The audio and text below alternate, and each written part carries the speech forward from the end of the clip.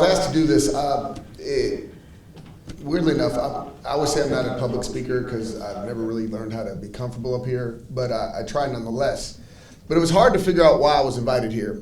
Not that I'm not black, but I just didn't really figure it out. But it took a little thought, so I'm just gonna tell you a little bit about myself and possibly why I thought I was invited today. As you heard, I'm the oldest of 17 children. By the time I was 4, I had 3 sisters, Heather, Holly, and Candy Lynn. My mother was clearly a drug addict, and she would leave us alone for days at a time. So by the time I was 4, I knew how to change diapers. I knew how to make Gerber oatmeal. I knew how to take care of my little ones. They were my babies. They were my sisters. I do remember the night that one of the few nights that my sisters were never around, because usually it was kind of my responsibility. My mom and I sat down the whole day and we just kind of watched TV together. I was a little taken aback, roughly 5 years old, and I'd always been the caretaker of my sisters. And I know that we watched TV, we ate Pringles, which is kind of a big deal for me because we were really, really poor. I'm malnourished, sick a lot, but we sat there on the couch and ate potato chips all day watching TV. And I remember once it got dark, my mom, she was acting different. She grabbed my stuffed dog and she walked me to the front, to the door, and grabbed my hand, so I walked with her. We walked out to the porch and she knelt down, she said, "Buddy, today is the day you have to be a man." And she let go of my hand. And being a kid, I still have ADD, so I was looking at the sunset. And by the time I realized she let my hand go, she'd step back in and lock the door.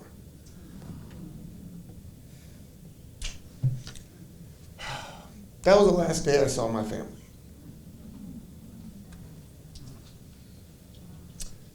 I sat and I banged and banged on that door. She wouldn't let me in. I could hear her crying on the other side. Never saw her again. So I went to something called foster care. And when I was growing up, foster care was a little different than it is now. And the goal is to not keep you in any one place too long because you might get used to it. They want you to call anybody mom and dad. So they would shuffle you between foster homes. Sometimes they would put you in boys' homes, which is the same place they put the violent little boys. It wasn't a good idea, but there was constant change. I never had anyone to depend on. No steady family or friends. I was always behind in school because I was always moving around. So by the time I was like 8 years old, I couldn't even read. It took me a while to learn how to speak because when I was with my sisters, we didn't really have to speak a language. We just knew what each other needed. So I was always behind in school. Wasn't that bright. And I was always the only black kid because I grew up in the Midwest in the foothills of the Ozarks. And every home I went was a white home. And when you're young, you don't really see color. That kid has red hair, I have black hair. That kid has freckles, I have brown skin. But a lot of other people did. So I tried to fit in. I spoke as well as I could. I combed my hair straight because I kept watching other kids that would get adopted and taken before me. So finally, I got lucky, so they told me. And I was around 9 years old, and there's a family that wanted me. Tom Wilson, the gentleman who adopted me, he was a kindergarten teacher, he was a Cub Scout leader, he was a youth church leader, a Sunday school leader, and you guessed it, a pedophile. So that's where they put me. And the sad thing is when you're a little boy, you don't really know, you can't really comprehend good touch, bad touch. I mean, you get it at some point. But they never taught me that. So my life went from really bad to downright hell. And not only did they do that, but they put me in the all right town where I was the only black child to ever go to Freeburg High School. In fact, to this day, if you type up Freeburg, Illinois, we're considered the mighty midgets because that's how un-PC they really are. We're still the midgets. I was suspended multiple times. I always got in fights. It was weird to hear teachers tell you that the reason black people run faster than white people is because we have an extra big toe. Or our Achilles tendon runs all the way up into our buttocks. These aren't jokes. This is literally what I heard in health class. And I had to run extra laps in football because I disagreed with my football coach who said, that we have bigger blood cells than white people. And I said, yeah, it's called sickle cell anemia. It's a horrible thing. So that's my childhood because it was tough. So my grades were horrible. When I say they had to graduate me because that was it. I had a low D average. Because sometimes when you're having a tough life as a child, just saying present is one hell of an accomplishment. So in the end, I was angry and I was alone. Because it's a struggle. For some people, life is a struggle. Childhood is a struggle. Just surviving day to day is a struggle. But I guess somewhere deep in my heart, I figured I knew better. I deserved better, excuse me. So I never gave up. Now, I joined the military as a means to escape because I like to say I was a patriot, and I wasn't. Not at all. I needed to get away, and I wasn't going to college, not with those grades. And the only thing I could do was enlist in the United States Army. They were the only people that had me because I had a little criminal record. So I might not have joined a patriot, but I sure as hell left one. When I got in the military, I got to see amazing things. I got to see some of the greatest suffering and some of the greatest acts of humanity and love that I will ever see in my life. I watched regular people do amazing things, spectacular events of courage. I watched little kids walk up the street going to school during our patrol, and then the mortars would come. We were in Bosnia. The mortars would come in, we'd pull them into the ditches, and then when they would stop, they would get up and they would pick their books back up, and they would go walk to school. I thought I was a little foster kid, a little orphan. I felt sorry for myself. I went to the orphanage in Zagreb, and I talked to people who held their dying parents in their arms. And they still had an outlook. They still had something. But most of all, I served with an incredible group of men. Rednecks, bunch of them, they could shoot. A few black folks, Hispanics, we were a team of killers. Everybody had a heart, but we had each other's back. We had each other's six. Because see, in combat I learned by serving with this multitude of people that our strength was in our brotherhood. But we ate, we lived, and we died together. It wasn't about color. Sure, he listens to country music. Sure, he talks with a drawl. But that was my brother. Because we brought different views. And we also brought different perspectives and solutions to the battlefront. We brought peace to war-torn countries. Because diversity in the military is its greatest strength. Just as it is in our country. Diversity is what cemented our brotherhood. Made me the man that I am today. When I got out of law school, I knew that I had to do something with my life because I did not want to continue to be shot at. Being a number sounded like fun, but it all sounds good. But after about 8 years and 2 divorces, I realized maybe I wasn't meant for the military. I got my undergrad. Then I went to law school. Had a lot of choices. For some reason, I ended up doing really well. After you have a tough life, I graduated with a 4.0, top of my class in undergrad.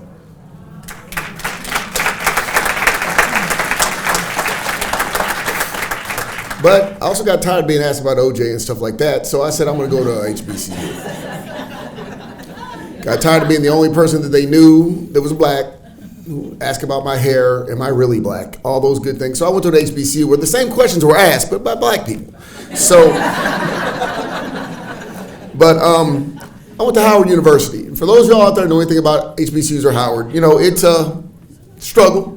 It's a hustle. That's why Howard University School of Law stands, hustle. But at the end, I graduated top 15% of my law school class. It was an accomplishment. And I'll tell you, one of the most memorable events was the Lincoln Theater. Graduating law school, packed.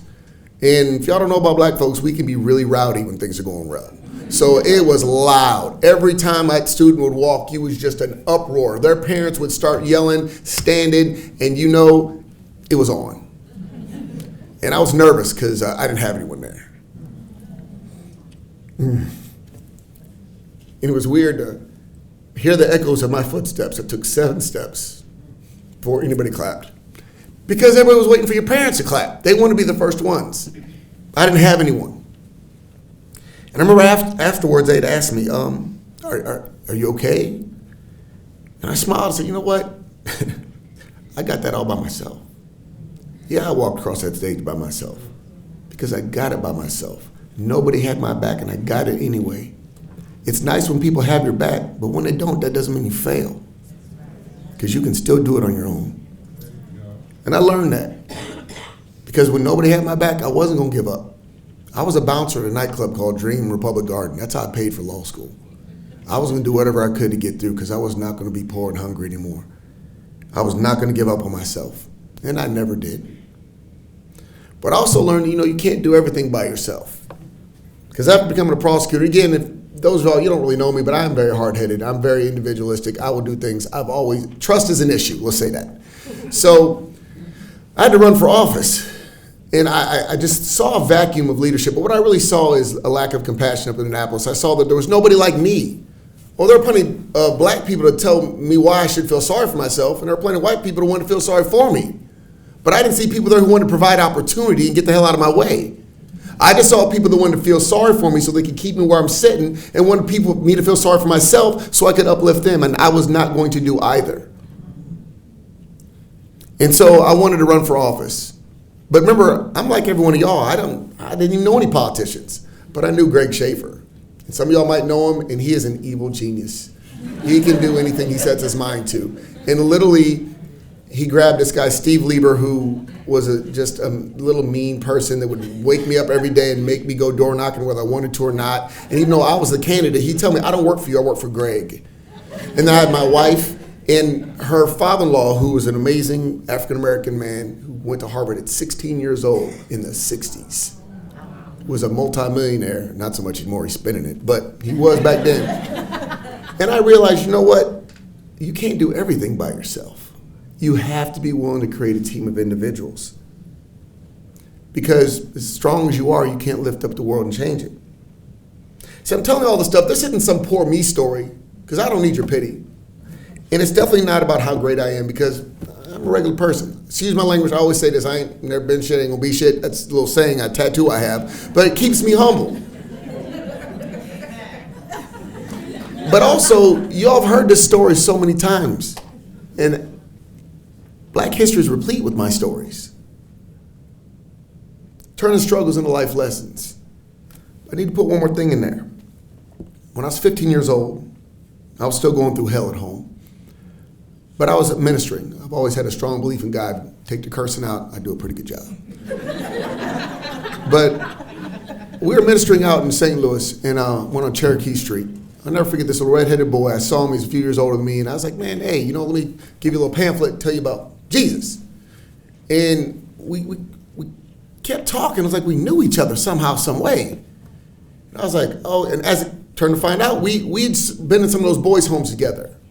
Because, he had a tough childhood too. So eventually I'm like, well, dude, what are you doing out here? I'm 15, kind of naive. He's like, yeah, I'm a prostitute. And unfortunately, at a 15-year-old, I'm like, women pay you to sleep with them? And he looked and he said, no, CT, they don't. And I kind of shook it off, got myself back together, and I was like, you know what? Jesus died for you.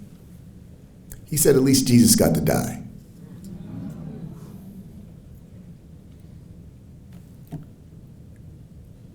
And I just walked away. A few years later, I went back to try and find this boy. He had died of HIV and AIDS, complicated HIV AIDS, yeah.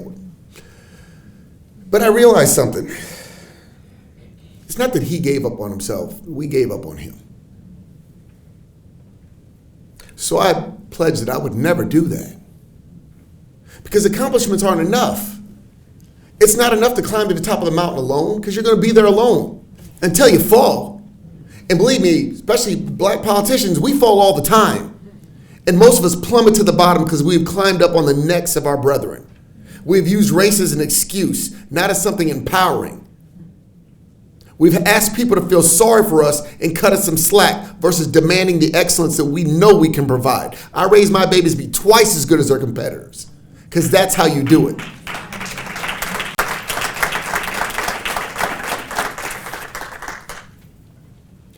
But that little boy reminds me that with all of my strengths and my accomplishments, it means nothing if I'm not helping. And if you knew my reputation in Annapolis, I hate politicians, so I'm pretty mean. I know that's kind of an oxymoron, but I don't like them. I hate the fact that if somebody drops the N-bomb, every single newspaper agency in the region will be up there. When we try to save abused kids, nobody listens. I bring foster kids up every year to shadow other delegates, to testify on their own bills. That'll never make the news, but I'm going to do it anyway. As soon as I leave here, I'm going to battle the Catholic Church for all the things that we've dealt with these priests, and I'm going to make sure that I end the statute of limitations in Maryland so the victims of child sex abuse can at least have their day in court.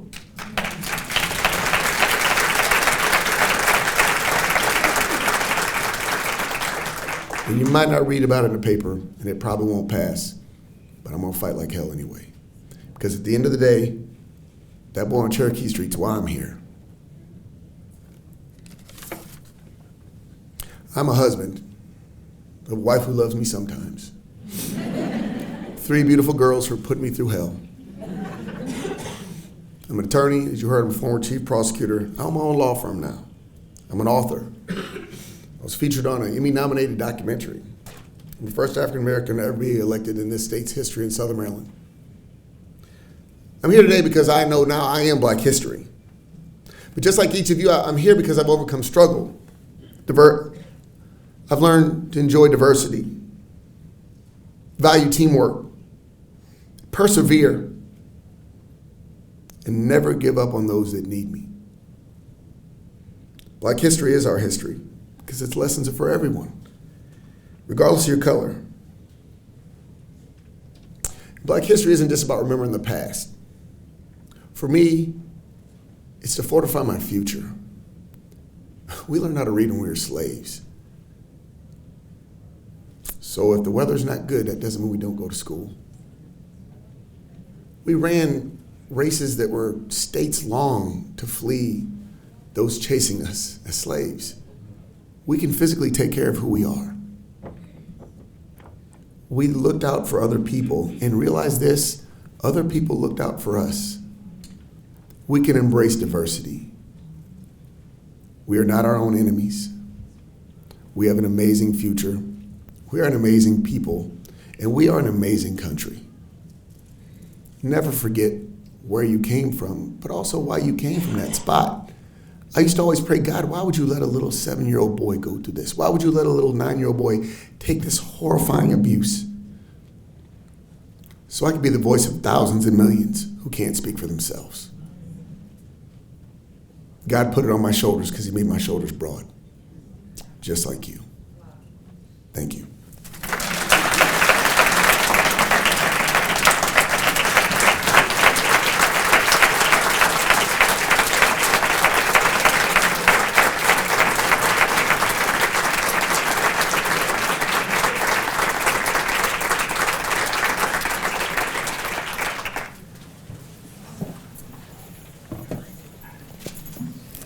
Wow, that's all I got to say is wow. Thank you so much.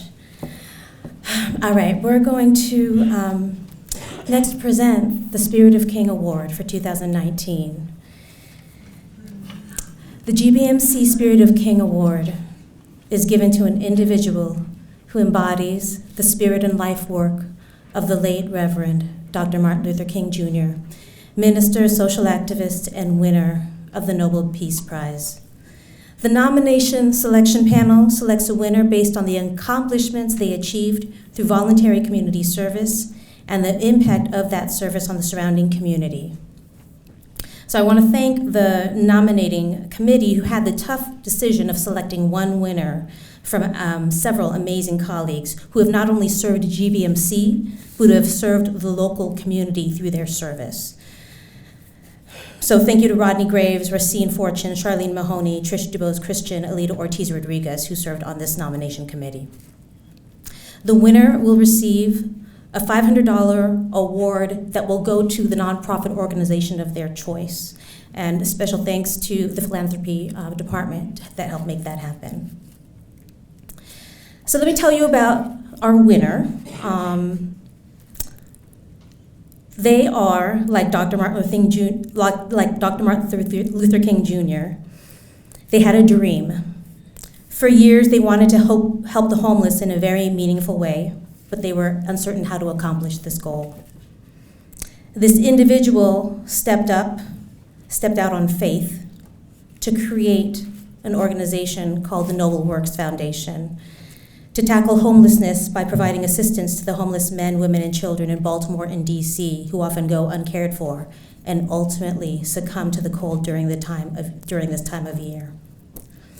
So this person has set up the aim of this organization that provides food and care items as well as warm wearables to the most vulnerable homeless in our committee. So among 10 amazing nominees, because everybody has done some incredible work, the Nomination Selection Committee chose Lisa Gail Anglin, Care Coordinator for GBMC Health Partners at Perry Hall, to receive the 2019 GBMC Spirit of King Award. Lisa Gail Anglin and her nominators, please come up.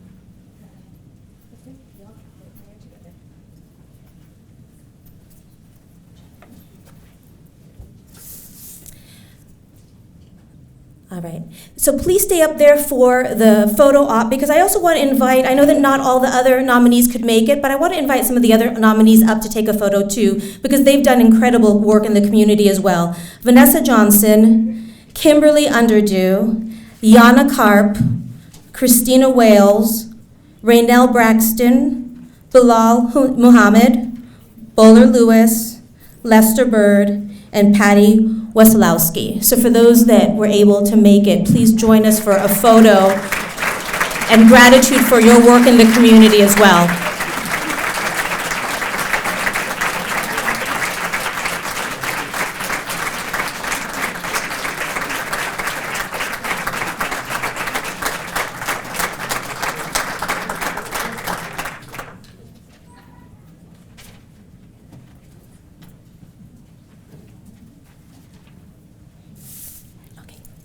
Thank you. Thank you. And congratulations again.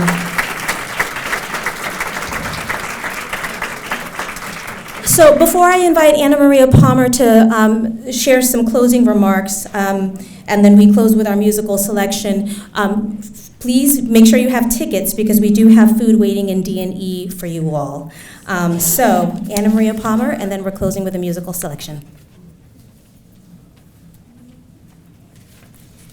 Thank you, Jennifer, and thank you everyone for being a part of this wonderful commemoration for Black History Month. Unfortunately, Delegate C.T. Wilson, as he indicated, had to dash out for the legislature, but sent his regrets for having to do that. I wanted to take a few moments to thank everyone who made this a huge success.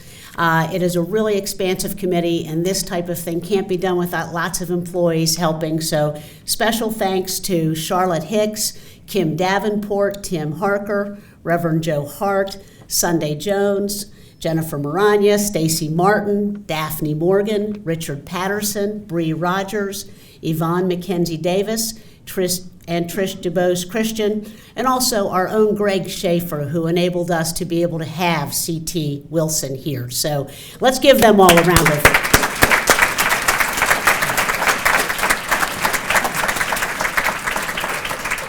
Also, I have a bittersweet announcement to make that this is Jennifer Maranya's last diversity and inclusion event for us. Jennifer has been with us over 2 years and has really jump-started our journey at GBMC to regular programming. So for that, I and so many others are grateful. So Jennifer, please stand up and just be recognized for it.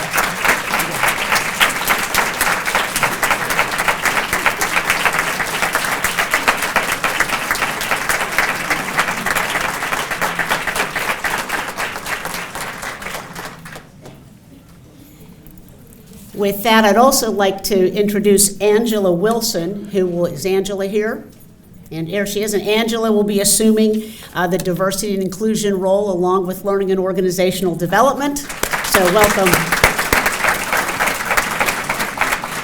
Angela will take us on our next steps of our journey, and to that end, the next steps of our journey begin in March with Women's History Month. We are pleased to be able to have a program entitled Confidence and Compassion, Women Who Change Communities. And this will be presented by the Reverend Dina Von Claveren. So please mark your calendar for March 13th. We'll have more information about that to celebrate Women in History Month. So with that, our very own Reverend Joe Hart was able to come here, and I know wants to offer us some parting thoughts before our musical. Thank you, Joe. My apologies for being late. I was at a funeral this morning, and how fitting for our gathering, and on this last day of Black History Month, I attended a funeral of a woman who was a teacher in Selma, Alabama, during the time when Dr. Martin Luther King was there, and the time when civil rights was coming to its fullness. She taught in a school, and part of her legacy was that the Ku Klux Klan, because she was helping to feed and make sandwiches for the marchers, the Ku Klux Klan came and surrounded her house. So she called a friend of hers who was an FBI agent at that time and asked the FBI agent, should I call the sheriff? Don't bother, he's on the Ku Klux Klan truck. So at any rate, the steps of justice, the steps of civil rights have been walked by so many different members of our larger community who believe in the true meaning of justice for all people. And so it was an honor for me to honor her life today in her funeral, as well as bringing that to our time here together. So in gratitude for all that we strive to do, for those places we still need to go as a community to live the fullness of diversity, let us continue to fortify our own desire and our drive to be one people as we strive to build a community where all are welcome. Thank you.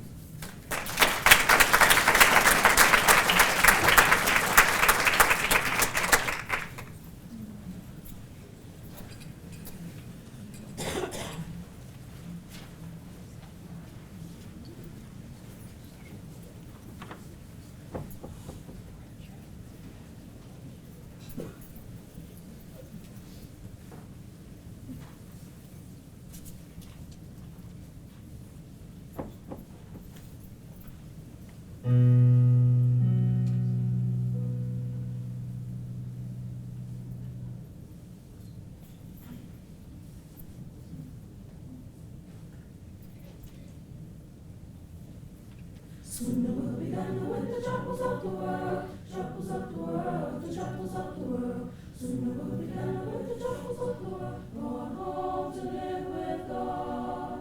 Soon the world began with the troubles of the world, troubles of the world, the troubles of the world. Soon the world began with the troubles of the world, going home to live with God.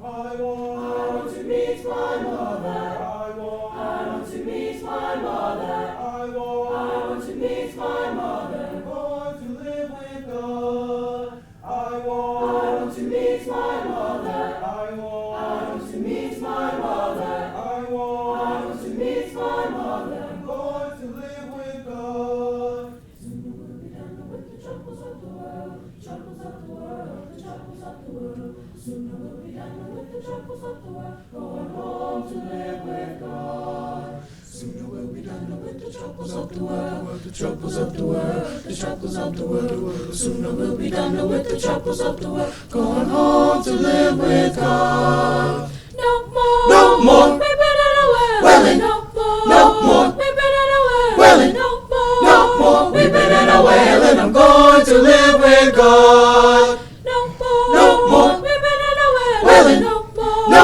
more, weeping and a wailing. No more, no more wailing.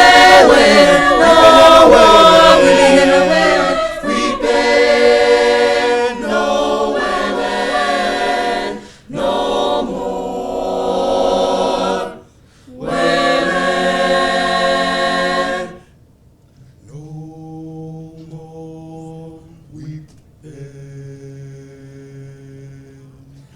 Sooner we'll be done with the troubles of the world, the troubles of the world, the troubles of the world. Sooner we'll be done with the troubles of the world. Going home to live with God. Sooner we'll be done with the troubles of the world, the troubles of the world, the troubles of the world. Sooner we'll be done with the troubles of the world. Going home to live with God. I want to meet my Jesus. I want to meet my Jesus. I want to meet my Jesus. I'm going to live with God. I want to meet my Jesus. I want to meet my Jesus. I want to meet my Jesus. I'm going to live with God. I'm going to live with God. I'm going to live with God.